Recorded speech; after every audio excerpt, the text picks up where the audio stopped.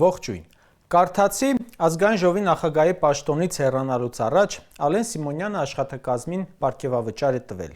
Մի քանի օր առաջ էլ պարգևատրել էր պատգամավորներին։ Իր անձնական գրպանից չի պարգևատրել, բնականաբար, այլ ժողովրդի, պետբյուջեից։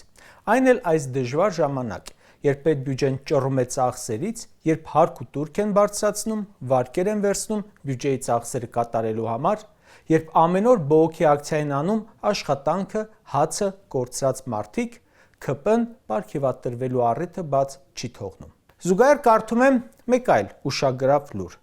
Բունդեսթագի պատգամավորները հրաժարվել են աշխատավարձի 500 եվրո բարձրացումից Գերմանիայում ստեղծված բարդ տնտեսական իրավիճակի պատճառով։ Գերմանիայում որքան էլ տնտեսական վիճակը բարդանա, Հայաստանից հաստատ լավ կլինի։ Բայց այնտեղ չեն ասում, դե լավ ընդամենը 315,000 եվրո խնայումը հո երկիրը չփրկեց։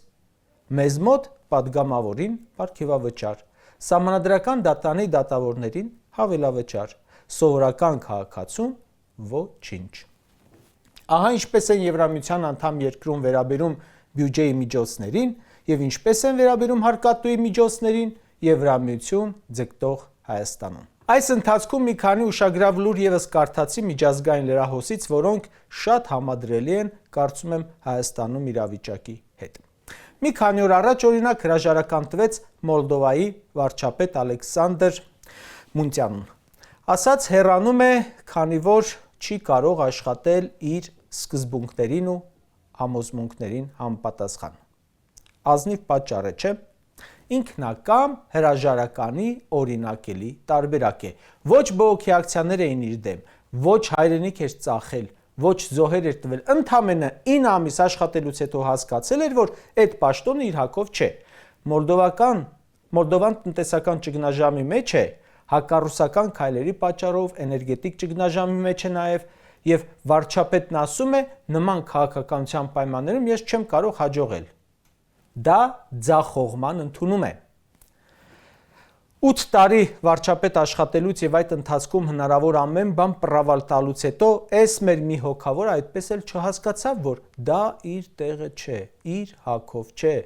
Մոլդովայի խնդիրների հիմքը Մունտյանուն չէր, Հայաստանի խնդիրների հիմքը Փաշինյանն է։ Ինքն էլ դա գիտի ու գիտի, որ իր գործունեությամբ ամեն ժամը մեր երկրին վնաս տալիս, բայց օրենքով չթույլատրված ամեն քայլի դիմեց, որ մնա։ Միգուցե պատճառն այն է, որ նա չունի սկզբունքներ ու համոզմունքներ, բացի աթոռը պահելու մոլուցքից։ Այցելել եմ գյուղեր, որտեղ հողագործը լաց է լինում։ Տան տղամարդը լաց է լինում, որովհետև վարկերի տակ ճռում է, բայց ճար չունի, պոմիդորի ձեռքը կրակն է ընկել։ Եղանակը չէ մեղավորը, իր հաշվարկները չեն մեղավորը, Նիկոլն է։ Դա գիտեր, որ իր մնալով ոչ մեկի հարցը չի լուծվելու, բայց մնաց։ Քանի որ թողարկումը նվիրել ենք համեմատություններին, կարծում եմ տեղին է համեմատել նաև հայ ֆերմերների եւ այլ երկրներում, օրինակ Եվրամիությունում ֆերմերների գործելավոճը։ Օրինակ Հունաստանում այս տարի արդեն մի քանի անգամ բողոքի ակցիա են արել, բողոքելով արտադրության ծախսերի դեմ եւ պահանջելով իրենց արտադրանքի համար երաշխավորված գներ, վնասով չաշխատելու համար, սուբսիդիաների ժամանակին վճարում։ Տրակտորներով հասան մինչև մայրաքաղաք։ Բելգիայում եւս ֆերմերները մայրուղիներ փակեցին տրակտորներով։ Նրանից առաջ դա արել էին ֆրանսիացիները, արգելափակելով մայրաքաղաքի կենտրոն տանող ճանապարհները ի բողոք Եվրամիության եւ Հարավամերիկյան դաշինքի միջև ազատ առևտրի վիճահարույց համաձայնագրի։ Տրակտորները հասան մինչև Էյֆելյան աշտարակ։ Շեշտեմ, որ դա ձմռանն էր, դեռ գյուղատնտեսական արտադրական մթերման սեզոն չէր, բայց կանխած գալով վտանգը դուրս եկան փողոց։ Սրանից 20 օր առաջ Լեհաստանում ֆերմերները փակեցին մայրուղիներ, բողոքելով անշահութաբերությունից։ Այս բոլոր դեպքերում տրակտորներով ուղղակի փակում էին ճանապարհները, մայրուղիները։ Իշխանությունից պահանջում էին Լեհաստանում գյուղարտադրության եկամտաբերության բարձրացման մասին որոշումներ։ Հիմա գանք Հայաստան։ Մայիսի վերջից կոլապս է։ Ֆերմերները գտնվում են ծայրահեղ վիճակում ու պատճառը գիտեն ինչն է, կարկուտը չէ, ցրտարությունը չէ, Նիկոլն է։ Այդ մարդու պատճառով դեղցի արտահանումը հունիսին նվազել է 100%, այսինքն արտահանվել է 0 գրամ դեղց։ Լոբու արտահանումը նվազել է 100%-ով, բազուկի արտահանումը նվազել է 100%-ով, ազնվամորու արտահանումը նվազել է 100%-ով, բողկի արտահանումը նվազել է 99.99%-ով, ելակի արտահանումը նվազել է 45%-ով, թզի արտահանումը նվազել է 96%-ով։ Պատկերացնում եք, ինչ կանեին ֆրանսիացի ֆերմերները, եթե իրենց մոտ Մակրոնի քաղաքականության պատճառով այսպես լիներ։ Լոլիկը կբարձեին ու շուռ կտային Ելիսեյան պալատի մոտ։ Մեզ մոտ լոլիկի արտահանումը նվազել է 71%-ով, մարդիկ անհանգիստ նստել են տեղները։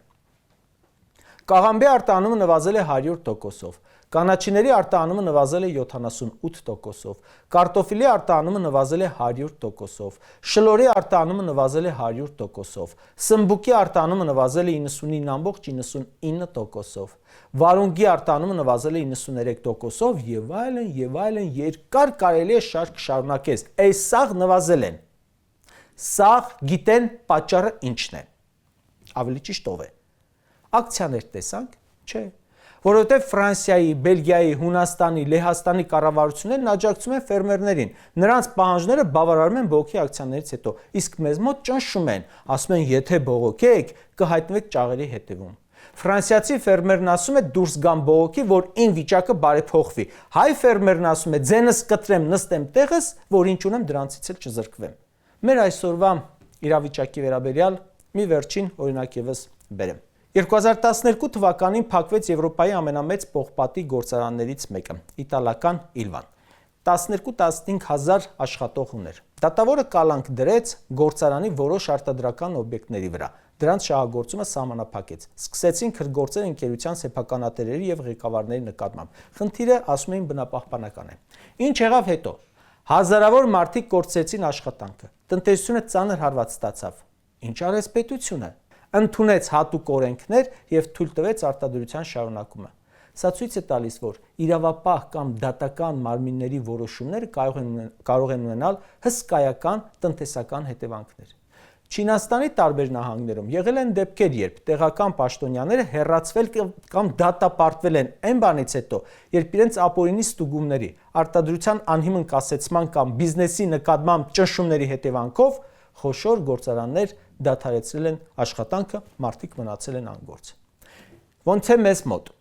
Տնտեսական ծանր հետևանքներ են ունենում երկրի ղեկավարի եւ նրա ցուցումով գործող իրավապահ մարմինների գործունեությունը։ Հազարավոր մարդիկ մնացել են անգործ։ Բողոքի ակցիաներ են անում։ Տեսնում ես, որ անելանելի վիճակում են, ապրելու, հաց ուտելու խնդիր ունեն, քանի որ Փաշինյանը հարձակվել է գործարանների վրա, դրանց սեփականատիրոջ վրա, հրահանգել է փակել բիզնեսները։ Եթե իտալական գործարանը փակվել է դատավորի սխալ որոշման արդյունքում, մեզ մոտ գործարանները փակվում են, որովհետև երկիրը ղեկավարողն է նման որոշումներ պարտադրում։ Մարդիկ հացից զրկվում են։ Իսկ այս ամենի մեղավորը ինչ է անում։ Մեկնում է հանգստի։ Կարճ ասած, երբ երկրի ղեկավարը վերածվում է բիզնեսի եւ քաղաքացու գործունեությունը խոչընդոտող մարմնի, դա ողբերգություն է։ Առաջին հերթին երկրի համար։ Դա ազգային աղետ է։ Այնինչ կատարվում է մեր երկրում, ճանապարհ է դեպի քաոս։ Այս ամենը ցույց է տալիս, թե որքան սարսափելի է ոչ adekvat իշխանություն եւ վախի մեջ ապրող հանրություն ունեցող երկրի պետության վիճակը։